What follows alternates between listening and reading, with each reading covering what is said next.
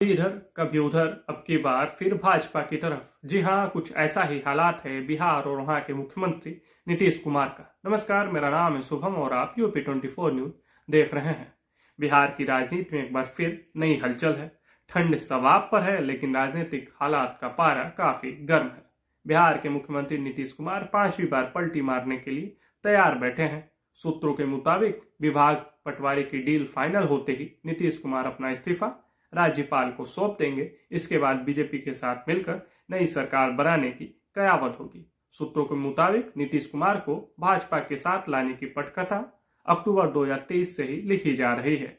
इसी पटकथा के तहत जेडीयू के राष्ट्रीय अध्यक्ष लल्लन सिंह को पद से हटाया गया था।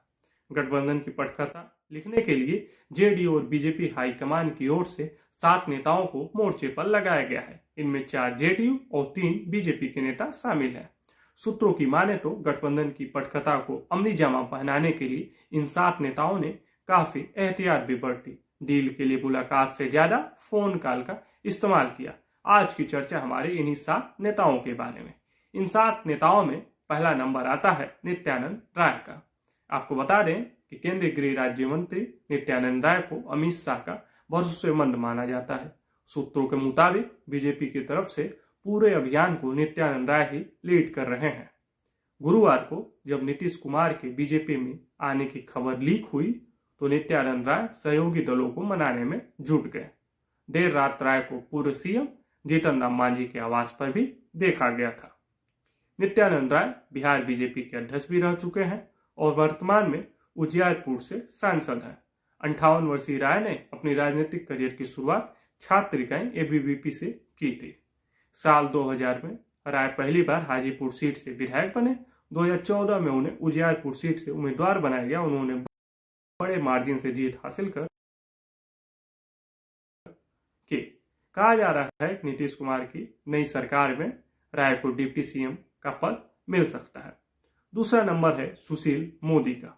पूर्व उप मुख्यमंत्री सुशील मोदी भी नीतीश कुमार को बीजेपी में लाने में अहम भूमिका निभा रहे हैं।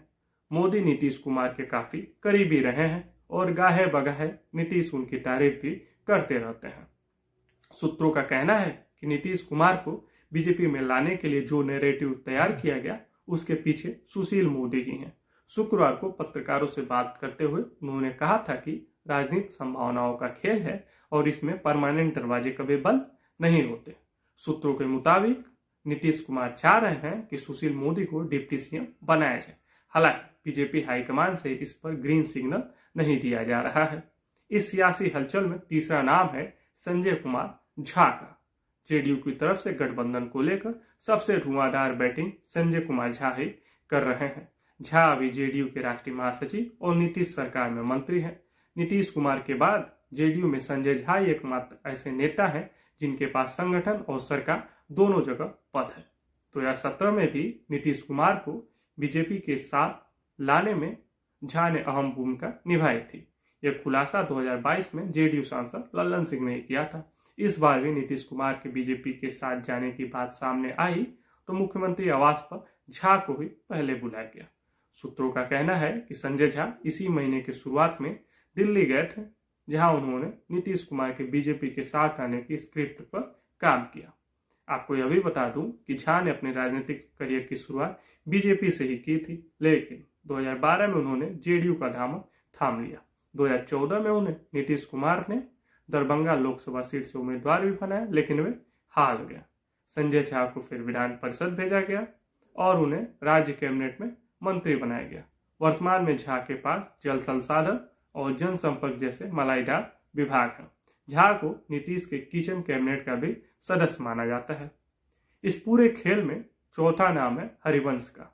राज्यसभा के उपसभापति हरिवंश ने भी पटकथा लिखने और उसे अमली जामा पहनाने में मुख्य भूमिका निभाई है। हरिवंश को नीतीश कुमार का करीबी माना जाता है। नीतीश जब बीजेपी छोड़कर आरजेडी के साथ गए तो हरिवंश के भी पद छोड़ने की बात कही गई। हालांकि नीतीश ने उन्हें पद से नहीं हटाया। सूत्रों का कहना है कि नीतीश कुमार के साथ आने के लिए बीजेपी हाईकमान को हरिवंश ने ही तैयार किया। 2017 में भी हरिवंश के कहने पर ही नीतीश आरजेडी का साथ छोड़ बीजेपी से मिल गए थे। पत्रकारिता से राजनीति में आए हरिवंश को नीतीश कुमार ने पहली बार 2014 में राज्यसभा भेजा था। 2018 में हरिवंश राज्यसभा के उपसभापति बने, तब से वह इस पद पर कायम है। वहीं पांचवा नाम है विनोद तावड़े का। विनोद तावड़े बीजेपी के राष्ट्रीय महासचिव और बिहार प्रभारी हैं। गुरुवार को जब नीतीश कुमार के बीजेपी के साथ आने की बात हुई तो डील फाइनल करने के लिए तावड़े ने ही बड़े नेताओं के साथ मीटिंग की। सूत्रों के मुताबिक जब नीतीश के बीजेपी के साथ आने की सुगबुगाहट हुई तो तावड़े ने ही यह सुनिश्चित कराया कि बड़े नेता नीतीश कुमार के खिलाफ कुछ न बोले। सूत्रों का कहना है कि 7 जनवरी 2024 को इसको लेकर पटना में बीजेपी के बड़े नेताओं की एक मीटिंग भी हुई थी। इस मीटिंग में भविष्य की रणनीति पर चर्चा हुई थी। तावड़े प्रधानमंत्री मोदी के करीबी माने जाते हैं और 2022 में उन्हें बिहार का प्रभारी महासचिव बनाया गया था। इस पूरे खेल का एक बड़ा नाम केसी त्यागी भी है। जेडीयू प्रवक्ता और नीतीश कुमार के सलाहकार केसी त्यागी भी इस अभियान में मुख्य रूप से शामिल है। सूत्रों का कहना है कि त्यागी की भूमिका मीडिया मैनेजमेंट और दूत की है। त्यागी नीतीश के संदेश को बीजेपी तक और बीजेपी के संदेश को नीतीश तक पहुंचाने का काम कर रहे हैं। नीतीश कुमार के बीजेपी में जाने का पहला संकेत भी त्यागी ने ही दिया था। 30 दिसंबर 2023 को उन्होंने पत्रकारों से कहा था कि राजनीति में कोई अस्थायी दुश्मन नहीं होता। अगला और अंतिम नाम है विजय चौधरी का। जेडीयू की ओर से नीतीश कुमार को इस अभियान को अपनी जमा पहनाने की जिम्मेदारी विजय चौधरी पर ही है। सूत्रों का कहना है कि पहले जेडीयू अध्यक्ष पद से लल्लन सिंह को हटाना था, जिसके लिए चौधरी को ही आगे किया गया। सूत्रों के मुताबिक विजय चौधरी ने लल्लन सिंह से बात कर यह सुनिश्चित किया कि अध्यक्ष पद का ट्रांसफर आसानी से हो जाए। 22 जनवरी को जब नीतीश कुमार राज्यपाल से मिलने गए तो उनके साथ विजय चौधरी भी शामिल थे। चौधरी वित्त और संसदीय विभाग के मंत्री हैं और उन्हें नीतीश कुमार के किचन कैबिनेट का सदस्य माना जाता है। कांग्रेस से राजनीति की शुरुआत करने वाले चौधरी ने 2005 में नीतीश का दामन थामा था। 2010 में उन्हें बिहार जेडीयू का प्रदेश अध्यक्ष भी बनाया गया था। चौधरी जल संसाधन, गृह, शिक्षा, वित्त जैसे बड़े विभागों के मंत्री रह चुके हैं। खैर, अब बिहार के बयार में पाला कब किस करवट बैठेगा यह थोड़े समय में जग जाहिर हो जाएगा। फिलहाल अभी के लिए इतना ही। नमस्कार।